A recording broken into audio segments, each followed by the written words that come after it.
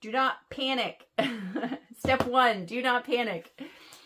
So this video was inspired by a friend of mine. She sent a message to a group of us, and it was basically like, we've just started school, we've only been going for about a week, but there are already tiers, and I don't know what to do, and we switched curriculums. Should I go back to other curriculums?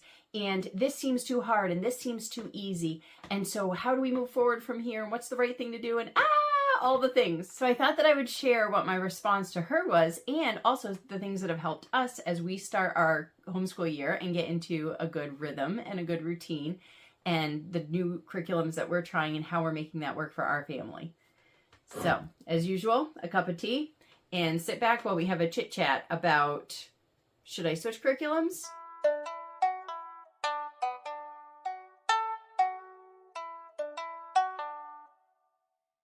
Now, I'm going to assume right off that you're like me and my friend, where we did plenty of research, looked into different curriculums, got excited about the new curriculum that we're starting in the fall.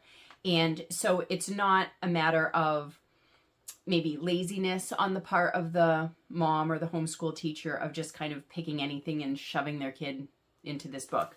So what we'll assume is that you did your due diligence, that you considered things like learning style, you considered things like the time that your family has and what's going to fit best for your family. But you've picked that, you have the curriculum, you're starting, and real life hits. The toddler's interrupting, and your kid can't pay attention, and it's taking too long, or it just seems so easy, like now we're done. Is that really it? Shouldn't it be more than that? Like, what is going on here? Okay, so the first thing that I would encourage you to do is look at your big picture goals of homeschool, of your school year with your kids, of your time with your kids here at home. And for them on an individual level, like, where are they at? What are they able to accomplish? What do you hope for them? Where are their aptitudes at? What do you think they're going to become? So some goals people have might be college or finishing this book for the year. But it also could be some deeper things like character development, or preparing them for the real world, or developing a love of reading. So you really need to sit down with yourself and maybe your spouse or your kids even, and talk and think about what is important for your family as you're moving on and deciding how to make curriculum fit for you, how to make your school year work for you, and what kind of schedule and habits you want to build into it. So one thing that we did this year is, for math, we always use Math Mammoth. I love Math Mammoth. And what we usually do with that is 1 to 2 pages a day. Well, with my older son who's getting up, he's in level 4 now, it said maybe 3 to 4 pages a day. Although when I did the math on the pages in the book, I'm not sure why I thought it said that. So maybe it still was about 2 pages a day. Either way, it was too much for him. It was taking forever. And we've only been doing it for a couple weeks. But already I could see, okay, he's sitting there he's getting through it, but he's sitting there for way too long. We don't need to be spending an hour on math or anything like that. So what I decided to try instead with him this year for the math was to set a timer, 20 minutes. Said that's all you have to do, 20 minutes of focused math work, and then you're done. Don't be distracted, just get it done.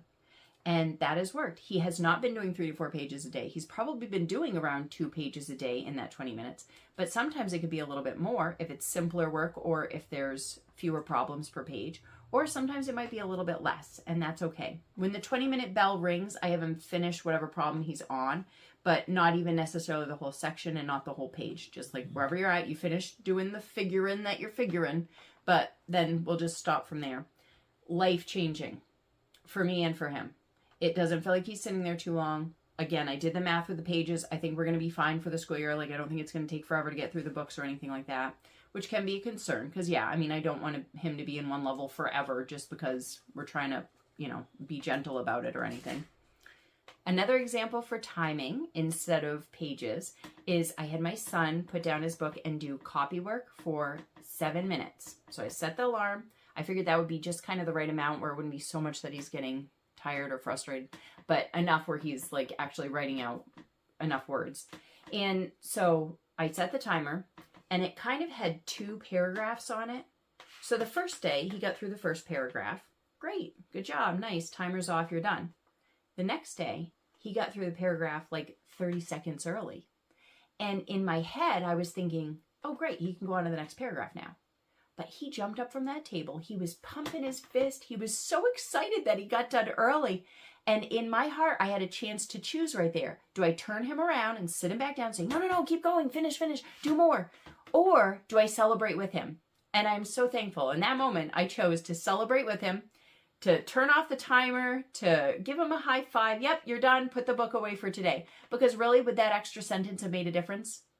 But him feeling like he beat the clock and he was able to do good copy work quickly, that was a way bigger win, a way bigger confidence booster and life lesson that I was able to give to him.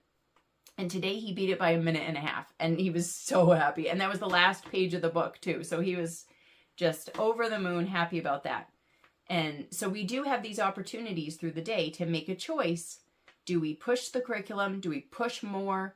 Or do we celebrate where they're at? Do we stop and laugh about the silly thing that happened? Or do we just, nope, got to get back to it? You know, making those choices without letting it get too chaotic and distracted. But good to try to seize those opportunities when they come up. So there's different ways to look at the curriculum that you've already selected, and you can think outside the box with it. Also, some curriculums, like a lot of language arts, they have many different sections that they're covering. And it would be easy enough to say, okay, I think that these 2 sections are beneficial. Like we need to do the reading part and the literature and the grammar. We're definitely going to do that. But the spelling part, we do this other spelling thing, or they're really strong on spelling. Maybe we'll do every other word on that part, or maybe we'll do every other lesson for that part. So just looking at the curriculum and having it work for you and work for your kid, and not being married to every little sentence that is in the curriculum. I didn't go to public school, but I heard that even in the public school, they don't finish the book. They don't do every single page of every single book that they start off doing. And that's okay. It's about making sure that your kids get the education that you want them to have and that they need to have, but making the curriculum work for you, not you working for the curriculum.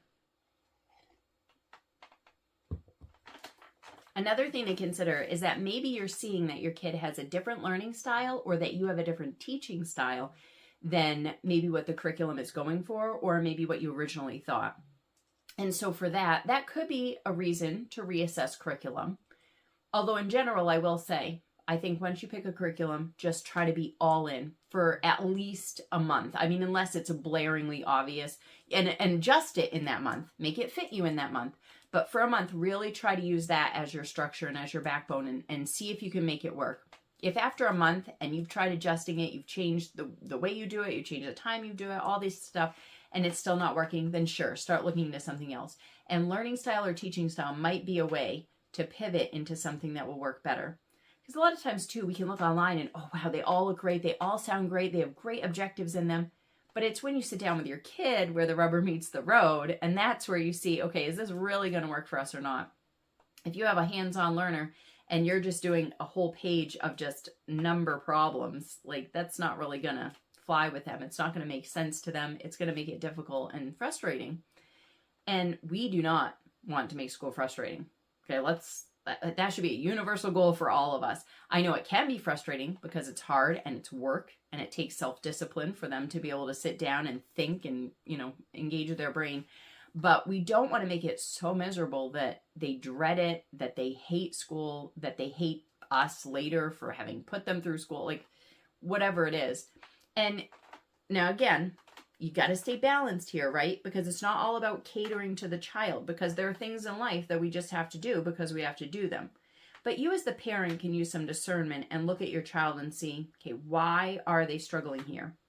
And I think that there are probably like 4 main reasons why kids will struggle with a new curriculum, or starting a new year, or any curriculum really though. One could be their attitude. Whoops, a baby. Flinging pens over here. So one could be their attitude. One could be the workload. One could be their understanding, or the other could be the curriculum. And I think a lot of times we kind of take curriculum and that's what we end up swapping. But we really need to look at these other things. If it's attitude, maybe do a study on attitude, pray with them about their attitude, talk to them about it, point it out, practice in little ways. So instead of giving them the whole lesson to practice being patient through, do a section. And when they're patient through that, cheer them on and then let them go. Let them run off some energy for a little bit or do something else, pivot a little bit so that they can have that win of like, yes, okay, right, I can do this. I can choose to be patient and it pays off. As opposed to you need to be patient all day long for, however many hours it takes us to get through these huge honking books that I've picked for us. That might not be practical. And thinking of their age too, it might not be practical. So let's have some realistic goals and help them to gain these skills, not just frustrate them in their lack of maturity with these skills. It could also be the workload. And I talked about that a little bit, like cutting out parts of the lesson plan, or sometimes like we do a lot of living book stuff. So like I will read, but only so much till I can see that they're starting to break down or they're not comprehending it. Every once in a while I stop and I'll ask questions about different things. And if I feel like, yep, I'm losing them, it's not worth it. It's not worth it for me to sit there and keep trying to pound it into them. If they're gone, they're gone. So maybe we switch to a different curriculum. Maybe we get outside for a little bit, get the wiggles out, or get a snack, anything like that to help reset. The third thing was understanding. Is the curriculum too hard? I don't care what the level says on the outside. If it's too much for your kid, it's too much, and they're not going to benefit from it. So just back off, pick a different level or pick a different amount, just, okay, maybe they can only comprehend a paragraph. Well, that's what we're going to do. We're going to do that paragraph until they comprehend it. Maybe they can only spell 5 words today. Well, they're going to learn those 5 words. We're going to work on just those 5 words. Instead of a list of 20, we'll do 5. And when they get those really good, then we'll move on to the next 5. And it's okay if they don't get through all of what I thought they might do in this year, because meeting them where they're at is going to be better for them and for you than trying to shove them through so much. Or maybe the understanding is we'll need them. And maybe they're a little bit bored with this. They're like, yeah, okay, I know this already. So they're like zoning out and it's just not getting them. So, okay, how can we supplement this? How can we add to it and get that curiosity level built up in them? And maybe it's searching something. Maybe it's watching a video online. Maybe it is adding another curriculum or going up a level in curriculum, but really meeting them where they're at. But sometimes it's okay to be a little bit lower. I wouldn't go too lower, but it's okay to be a little bit under where they are, because sometimes that builds confidence, especially in areas like math and reading and writing and things like that. If it's not always a struggle for them, then they can be like, oh, well, I'm a good writer or I'm a good speller because I was able to learn all these words in one day. And building that confidence can take you forward in homeschool, because of the way that it helps them to be bolstered. It helps their attitude and their understanding that, okay, I'm not stupid, because if everything's hard, then they start to believe lies like that. I'm stupid. I can't do this, blah, blah, blah. And then the fourth thing was the curriculum. So it is okay to assess the curriculum. Like I said, try to be all in for a month, try to adjust it, do what you need to do. But if you really come to the point where you're like, yeah, this is not serving our family, it's way more than I expected it would be. The teacher's guide is way too involved. It's so dry. I don't even want to read this. It's boring. There's so many options out there. It is okay to, after you've given it the college try, let it go and move on to a different option. Another really important point is relationship. I think a huge part of why people have their children at home, I mean, there's so many various reasons, right? From political to religious to health and safety. I mean, just across the board. There's lots of reasons why people homeschool. But I think at the heart, most of us are also interested in building that relationship with our kids that you don't have the time for if they're off at school or you're off at work, if you're always separated. When you're together with your kids and with their siblings, all doing the same activities and learning the same things and working together each day, it builds that relationship, and we want to build it for good. We don't want school and being home to be this bad thing. So find pockets of good too in your day. Maybe it's putting in a tea time. Maybe it's giving hugs and snuggles. I've started that in the morning too, where I'm like, okay, let's do a group hug, and we all hug and we say a prayer together for the day, and then we disperse. And sometimes it's just those little pockets of time. And recently I was talking to an older mom who homeschooled her 2 boys, and I asked her, what would you do different, or what do you think you did right? And one of the things she said that she did right was trying to spend one-on-one time with each of her sons as much as she could, like every day, get that one-on-one time every day with them. And that is important. That could be something like playing Legos with them for 5 minutes. It could be something like giving them a hug and really looking them in the eye and asking them how they're doing. or when you see them sitting outside, going and sitting next to them and just watching the scenery with them. It could be getting them a little trinket or gift. Think of like the 5 love languages. If you've read those, then you'll know. But just knowing your kids and knowing what will mean most to them, because I know time is limited, of course, and resources are limited, but knowing your kid can help you to be most effective to connect with them each day. And she said that she thinks that's why she has the relationship she has with her sons that she has today, is because of those one-on-one connections that she made throughout the days of homeschooling them. So I hope that was a helpful overview of my thoughts on at least my friend's situation. And I know most of us have been in a situation like that. And seeing the way that I've pivoted our year with using the timer, backing off certain things, adding in certain things. I hope you have a really good homeschool year. And remember that real life is messy and beautiful and better with books.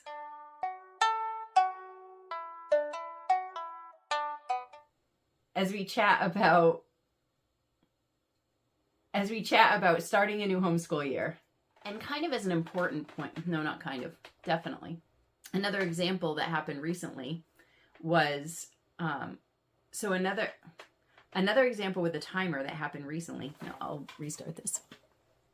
Another example with timing is I had, I shouldn't it a lot. Do I continue on with curriculums?